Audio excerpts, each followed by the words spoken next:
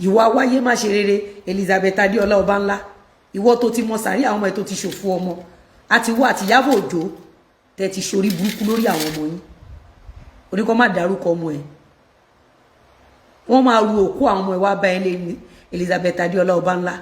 ẹ̀yin tèmi wàhálà ìdààmú ti dé bá arábìnrin tí a mọ̀ sí Elizabeth Ọbánlá àti Ìyábọ̀ Òjó pítípítí ayé ti bá àwọn méjèèjì Lizzy Anjorin ló sọ ọ́ nínú ọ̀rọ̀ rẹ̀ ẹ̀yin èèyàn wa kí ló ń ṣẹlẹ̀ kí ló tún ṣẹlẹ̀ báyìí Lizzy Anjorin ó ti ké gbàjarè síta o ẹ jẹ́ ká gbọ́ nǹkan tí Lizzy Anjorin sọ. àdàbí tó ẹ pé mi ní kọ́kọ́ wá fún ẹ lókù àdàbí tí bá jẹ̀bi ẹ government should give you contract of facing bullies for Nigeria ayé òun àbẹ́ ẹ̀ máa gbọ́ kán má dárúkọ ọmọ òun ó ṣe ṣó fọmọ lọ́mọ for 7 years ọmọ lọ́mọ tí ò ṣẹ́ torí pé ó fẹ́ tajà tó ń tà wọn ò dẹ̀ ní kó má tajà àwọn kan ni mo bá nídìí iṣẹ́ tí mò ń ṣe àwọn kan ti bá mi nídìí iṣẹ́ tí mò ń ṣe yìí mi ò dẹ̀ rò pa gúnra wa rí ìwọ tó wá jáwó èlé ó wá believe pé kó lọ máa bá tèèyàn jẹ ìwọ àtolórí burúkú Àdìsá tó máa mọ sáré gbogbo ọmọ tó jáde lára ẹ̀ àti tán gbé fún. Why would you do that? ayé àwọn ọmọ ẹ máa bàjẹ́ ni kó má dárúkọ ọmọ ẹ kẹ̀ bí kí Ìyábọ̀ Òjó ní kó má dárúkọ Festus àti Priscilla ikú òjijì Ògún ló máa pa Ìyábọ̀ Òjó dànù tọmọtọmọ ẹ irú ẹ̀dá wo nìyẹn irú àwọn apààyàn wo rèé ẹ̀dẹ̀ ṣe ojúlé èèyàn kan ṣoṣo ẹ̀dẹ̀ pọ̀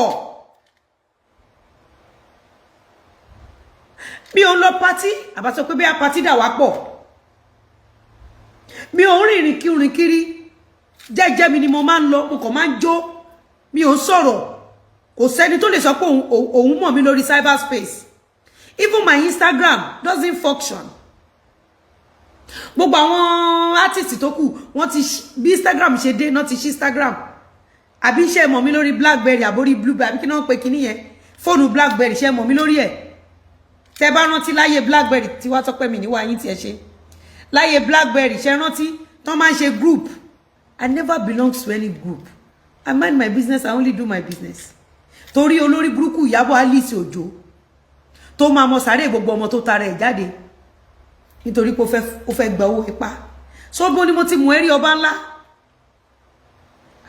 ibo mo ti mú ẹ rí oníkan má òfò ló máa ṣe lórí àwọn ọmọ ẹ ọmọ òjò ọmọ lọ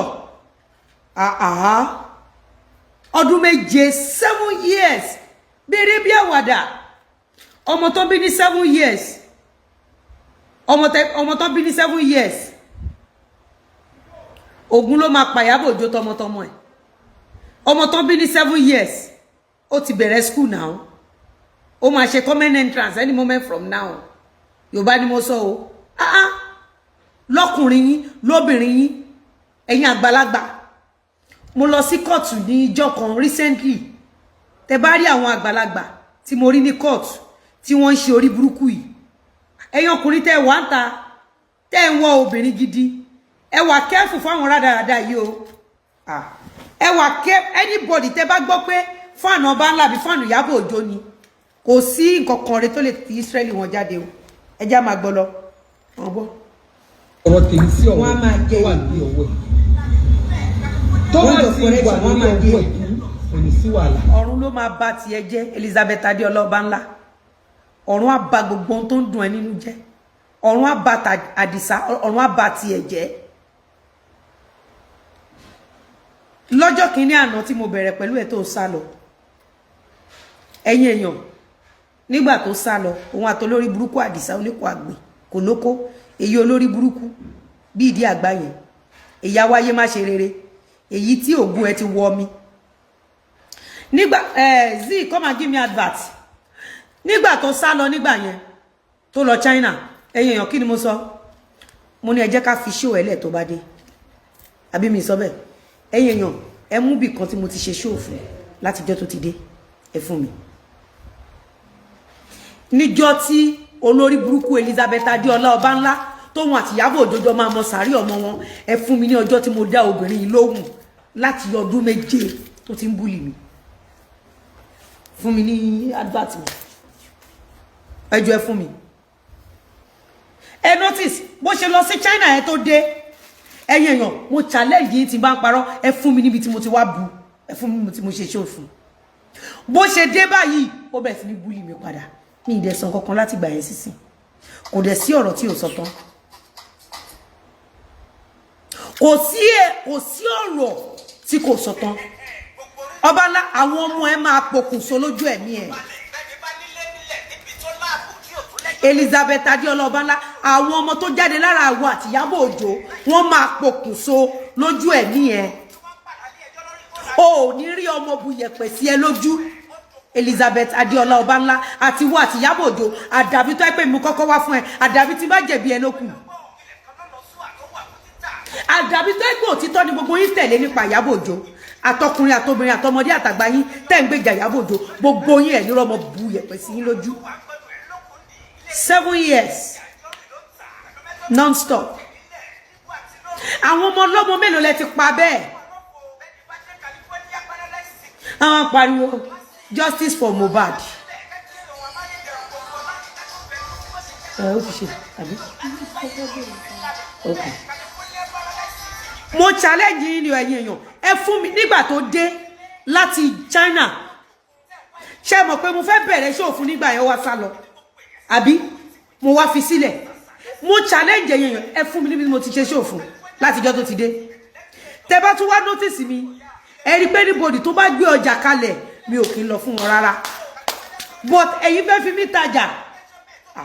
Elizabeth Adéọlá Ọbánlá wàá fi ẹ̀mí àwọn ọmọ ẹ dí kòtò ikú òjijì.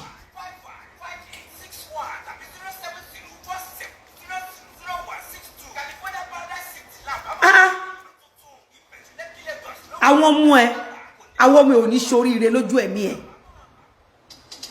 Ìwọ ló ti mọ àti wáyé àwọn ọmọ ẹ wàá mọ̀ gbẹ̀yìn àwọn ọmọ ẹ. Elizabeth Adéọlá Ọbánlá wà àti Ìyábọ̀ Òjó. Lóde why blogging people's children?